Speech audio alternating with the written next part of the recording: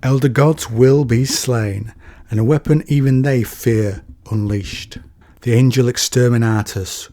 What is it capable of? How was it stopped, and who stopped it? What threat did the Eldar face that warranted its creation in this fable from Eldar myth from before the war in heaven? Friends, let's find out, and welcome to another 40k video. The angel Exterminatus is an Eldar legend, and the tale here and in the novel of the same name is told by Fulgrim, who adds a certain tone to the telling. You will see. Fulgrim lifted one arm to the sky. We begin in a time, before the war in heaven, when mankind was yet to crawl on his belly from the primordial waters to the mud of the shore. We are not worthy to inherit the mantle of the gods yet, for another race claimed that honour, and the universe does not permit more than one pantheon to name itself divine. The children of Azurian they were, wrought from the fiery flesh of their godhead, and cast into the galaxy like seeds from a ploughman's hand. They called themselves Eldar, and their empire stretched from one side of the Monoceros ring to the other, from Perseus to the farthest reach of Scutum Centaurus. Their empire was mighty and proud, for their gods had granted them the means to travel the length and breadth of the realm in the blink of an eye. That, of course, is a reference to the webway. The warrior kings, Eldanesh and Uthanesh, or Ulthanesh, I see upon review, led their armies in wars of conquest that saw every foe who dared stand before them brought low, and yet even the entirety of the galaxy as their domain. Even with so much to play with, the selfish Eldar were not satisfied. Eldanesh wept for the emptiness of his playground, and Isha, the goddess of whose bleeding loins the Eldar had sprung, shed bitter tears that brought fresh life to the galaxy.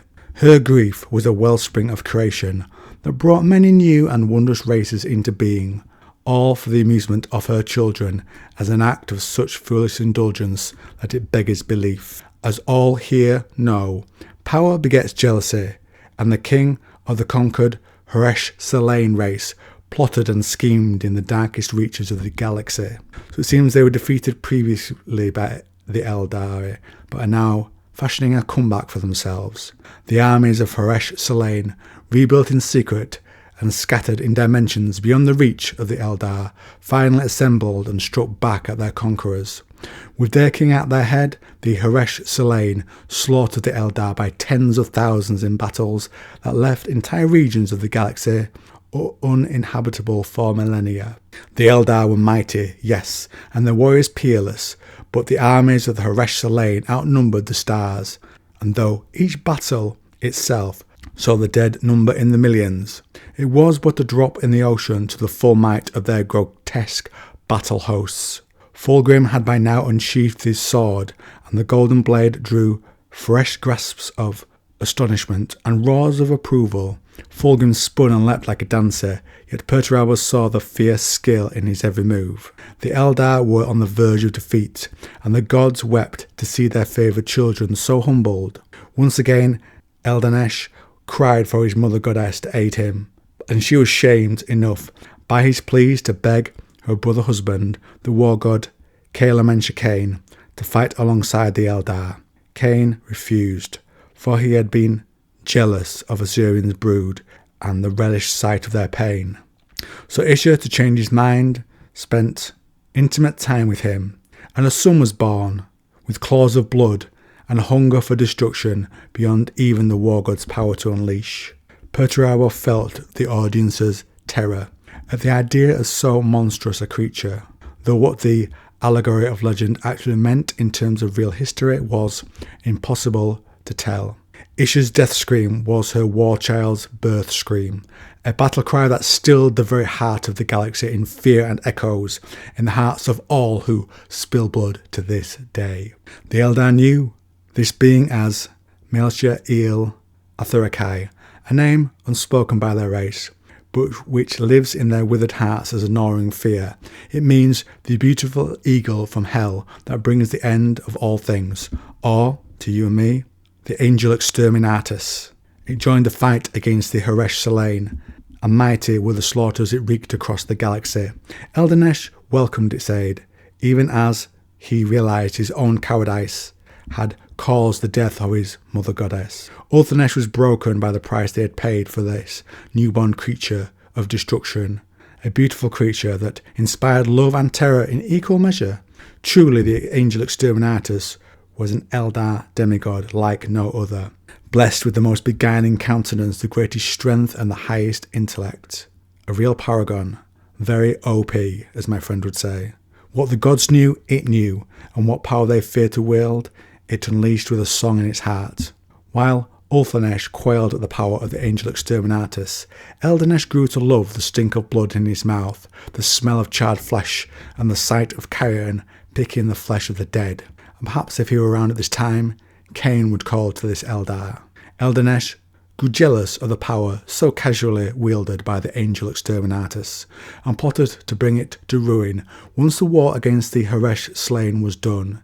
Yet even as his people's enemies retreated in the face of the angel, Eldanesh's desire to utterly destroy the Heresh-Salain grew to become an obsession. Only the total extinction of his foes would satisfy such bloodlust, and he bade the angel to craft weapons that would wipe their worlds from time and memory. Now, blind to Eldanesh's madness, the angel agreed, and forged weapons of such power that their very concept drove those who learned of them to take their own lives, rather than live in a galaxy where such things were conceived. To fashion such weapons was no easy thing, no little matter, said Fulgrim, and the angel was weakened by their creation, for much of his power was bound in their destructive hearts. Exhausted by his labours, it sank into a great slumber on an ancient battleground, leaving Eldanesh to revel in what it had created.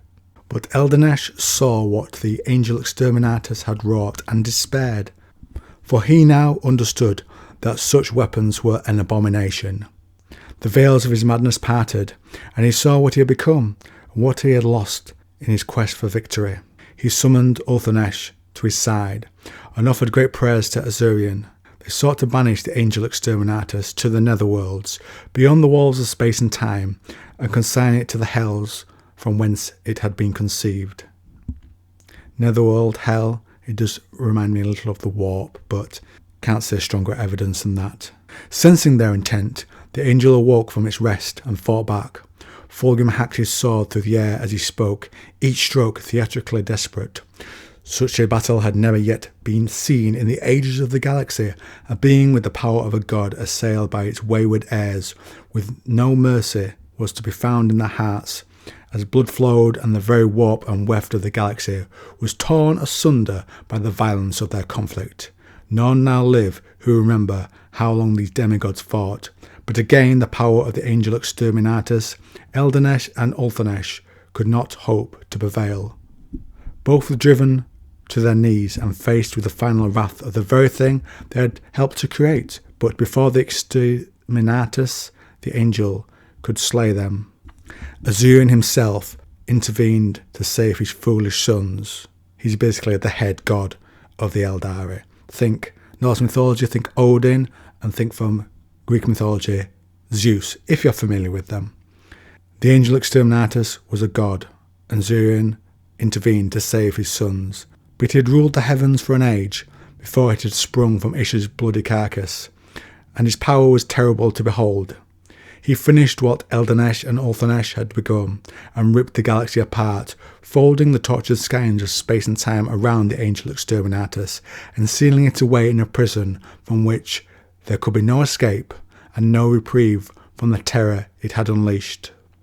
Perturabo hid his scorn at such a Deus Ex Machina ending to the legend, but as Fulgrim cast his eyes heavenwards, he knew what was coming next.